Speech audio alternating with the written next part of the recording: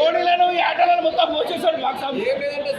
ఓడాని చెప్పింది సూపర్ ఉన్నది, అన్నీ ఉన్నాయి భయ్య, అన్నీ ఉన్నాయి సినిమాలో. వెంకీ మామ సినిమా కంటే కామెడీ బాగుంది.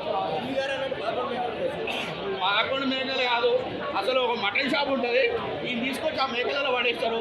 వాడేదో చెప్పినంతే. సీన్ కట్ చేశారు కదా లాస్ట్కి. ఏం సీన్ కట్ ఏ సీన్ కట్ చేయలేదు. పక్కా 100% చెప్తున్నా, ఏ సీన్ కట్ చేయలేదు. Super hit cinema. 100 కోట్ల క్లబ్లో చేరుతుండు విశ్వకన్నా. పక్కా బ్లాక్ బాస్టర్ అనే కెరియర్నే. అందగాడు, అందంగా కనబడ్డాడు, ఫుల్ ఫీచర్ ఉంది. లైలా నచ్చింది. ఇలా కూడా మోటివేషన్ చేయొచ్చు అన్న ఒక డిఫరెంట్ తీసుకొచ్చిన అది హైలైట్. సాంగ్స్ ఉన్న సాంగ్స్ చాలా బాగా ఎంజాయ్ చేశాను. మెయిన్ ఏంటంటే చిన్న వాళ్ళు కూడా చాలా మంది కొత్త వాళ్ళకు కూడా అవకాశం ఇచ్చారు. యూట్యూబర్ సిమ్స్ కానీ ఇలాంటి వాళ్ళకి అందరికీ ఇవ్వడం కామెడీ వేలో తీసుకెళ్ళడం సినిమా చాలా బాగా అనిపిస్తుంది.